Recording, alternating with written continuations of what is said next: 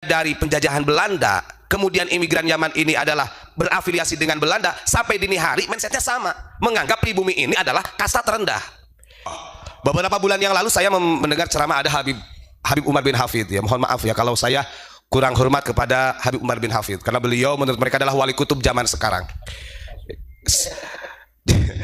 Dia mengatakan begini, ini sudah membelokkan sejarah juga Pak, bahwa Syekh Yusuf Al-Makassari menurut Habib Umar bin Hafid itu dia berguru kepada Habaib, namanya Habib Abdul Al-Haddad, pengarang kitab Rotibul Haddad, bahkan mengambil Thariqah Alawiyah dari sana.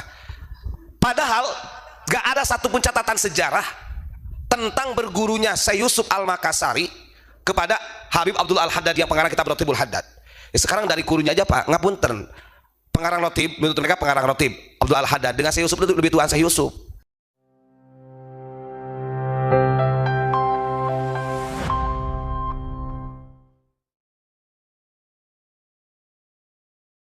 Assalamualaikum warahmatullahi wabarakatuh. Salam Pancasila.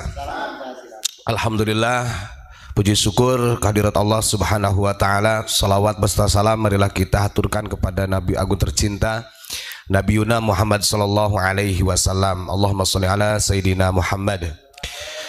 Para hadirin, para jamaah yang dimuliakan Allah subhanahu wa ta'ala, atau para muhibbin habaib yang masih nongkrong, gak apa-apa, sampean mudah-mudahan Allah berikan kewarasan.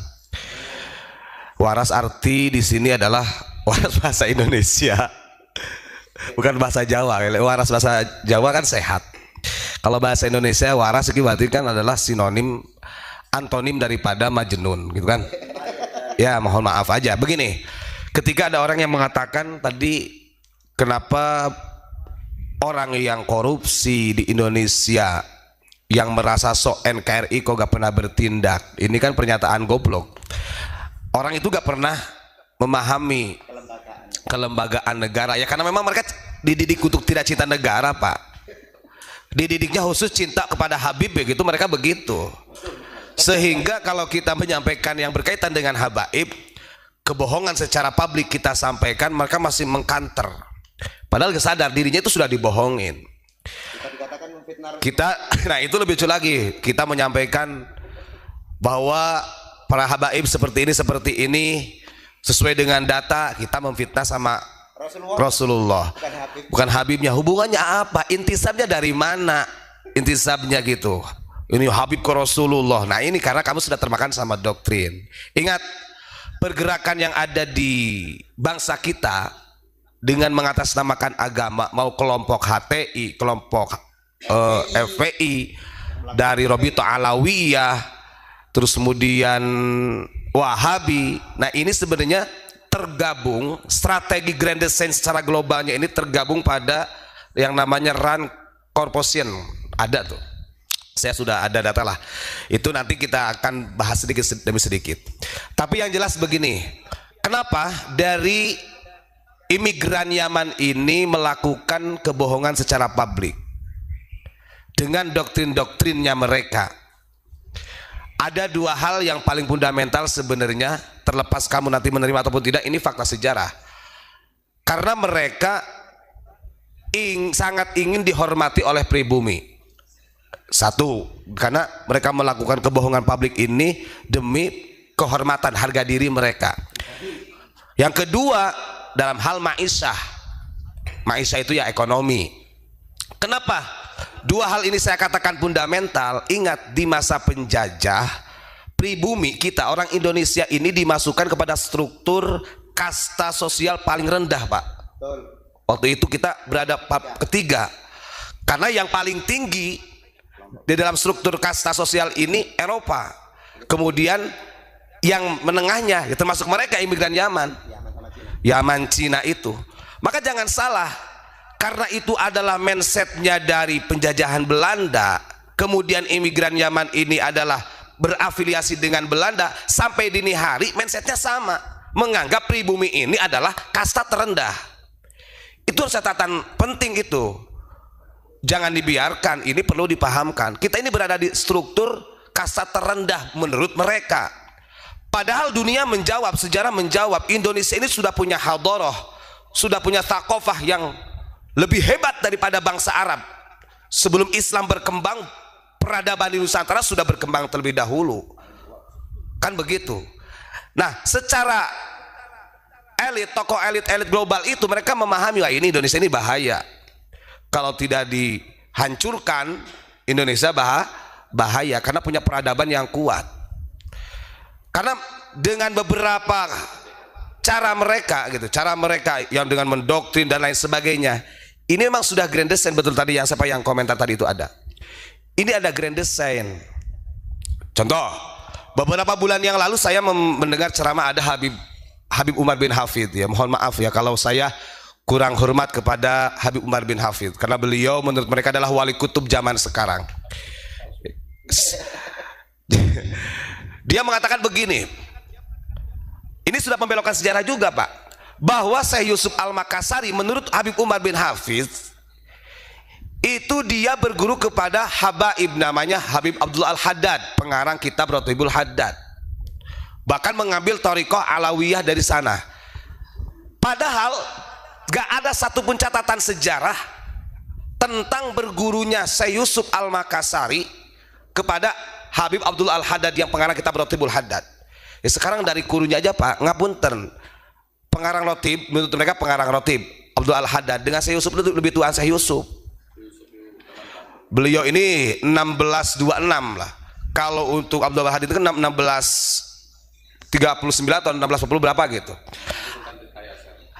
Justru yang dipegang oleh Syekh Yusuf di dalam sejarah Thariqah, nih harus pahami, Thariqah yang sesuai dengan silsilatul masyayikhnya itu yang tercatat ya, Naqsyabandiyah, Satariyah, kemudian Kholwatiyah, termasuk Qadiriyah juga beliau. Sampai dini hari catatan dia yang mengambil sanad ke Alawiyah belum ada, silakan. Gak tahu kalau dibikin sama Jatman, gak tahu. Dibikin Cak Lutfi paling. Mungkin. Saya bilang jauh-jauh dari Yaman diundang ke sini hanya untuk dawir kayak gitu. Sehingga nanti masyarakat Makassar mempercayai. Ketika ini adalah Habib yang dikatakan wali kutub mengatakan demikian, ya tunduk Pak. Oh iya ya, wong Syekh Yusuf aja bergurunya kepada Ba'alawi ini. Padahal kalau perjalanan singgah ke Yaman, betul itu adalah catatan sejarah Syekh Yusuf. Yang namanya orang perjalanan, ya bisa saja sowan seperti itu. Banyak guru Syekh Yusuf, justru Syekh Yusuf lebih banyak berdiam di Banten. Bahkan diceritakan beliau diambil mantu juga sama Sultan Tirtayasa. Maka ada Al-Bantani Pak, ngapunten, Syekh Yusuf Makassar Tajul Khalwati Al-Bantani di ujungnya. Dan yang memerintahkan untuk sampai melalang buana sampai di Afrika itu perintah dari mertuanya. Diungsikan. Karena memang waktu itu diungsikan. Ini salah. Saya baru kemarin tadi, yuk maksudnya gimana ini? Habib Umar bin Hafid ini. Boleh dipotong nggak? Iya, monggo. Setahu saya ulama-ulama kita, ulama-ulama Nusantara itu kalau di Mekah sangat disegani. Bahkan seperti Syekh Nawawi mendapat predikat ulama Hijaz. Lah sedangkan Umar bin Hafiz yang katanya wali kutub itu waktu di Ka'bah lontang lantung, jangankan ada yang negur atau bersalaman. Gak ada yang kenal. Nggak ada yang kenal. Ini yang kamu katakan wali kutub. Ngamen kali. Monggo Ustaz Tuba. Nah ini maksudnya, ini kan framing cara mereka. Ini adalah bukti yang tadi itu. Karena bagi mereka sampai kapanpun nih, catat, walaupun mereka mengatakan kami bela NKRI, itu mah alasan saja. Artinya NKRI-nya tidak utuh. Sampai kapanpun mereka akan menganggap pribumi ini adalah orang-orang yang punya kasat terendah. Sampai kapanpun Pak.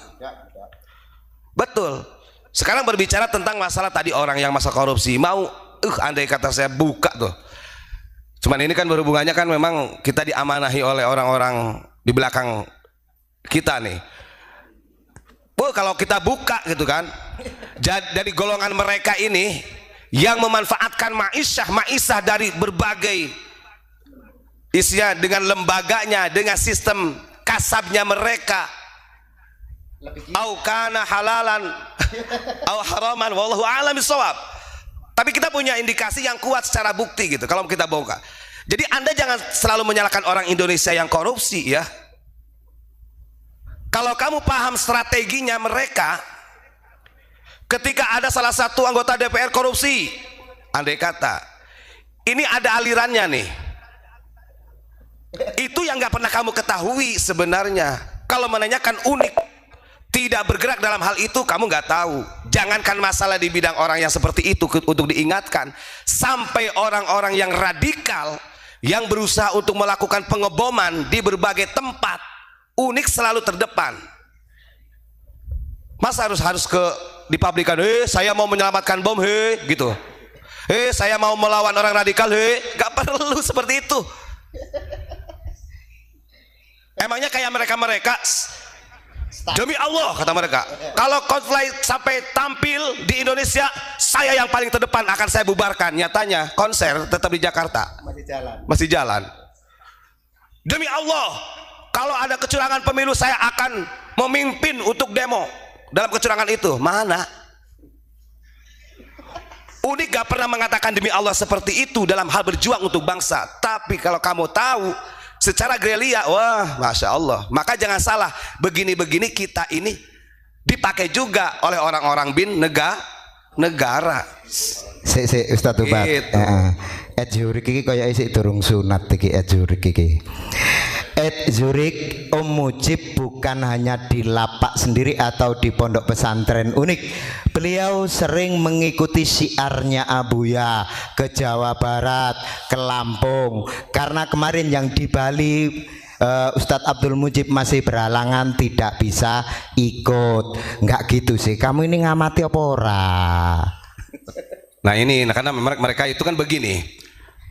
Menurut para muhibin, karena terbiasa diberi cokoi dengan sesuatu yang wahnya secara media, jadi mereka itu harus kelihatan. Contoh, lihat tuh FPI bantu apa ini Gunung Semeru, yang publik seperti itu Pak. Lihat tuh dari para habaib peduli umat seperti Palestina, nah yang dipublikkan kayak gitu. Mereka nggak tahu pergerakan ulama-ulama kita, ulama-ulama yang nggak pernah dipublik, sosialnya lebih besar, dan itu kantong sendiri.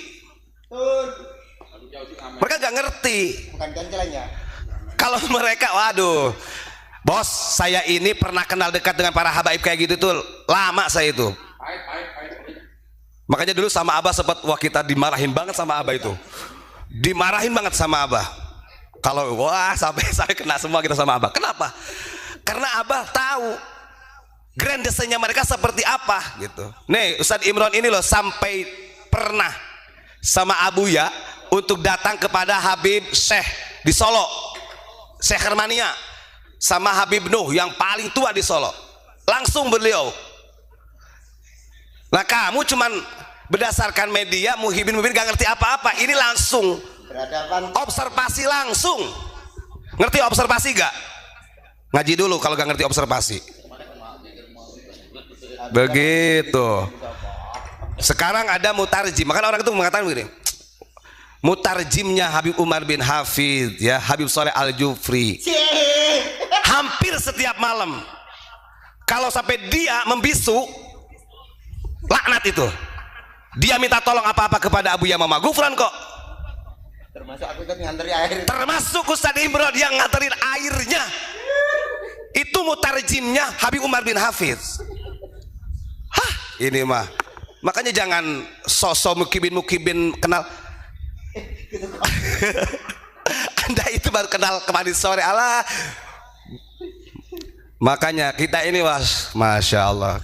Saya itu jengkelnya itu tadi Pak. Orang komen kok, giliran orang yang korupsi gini-gini kok dibiarkan. Kalau saya buka lah, teriak-teriak, Alexis tuh tempat lokalisasi tempat perjudian. Kenapa? Nyalahkan Gubernur DKI beberapa periode. Gak bisa tuh. Nyatanya kalau sama klan Mbak Alawi yang memimpin bisa ditutup hanya tanpa harus dakwah, tanpa harus teriak-teriak, katanya, kata Habib. Hanya dengan sepucuk surat. Gak ngerti. Ya mudah-mudahan saya nggak keceplosan ya. Nah itu aja lah, saya mah ikut marah juga artinya, karena memang orang itu gak ngerti. Jadi orang seperti ini gak ngerti.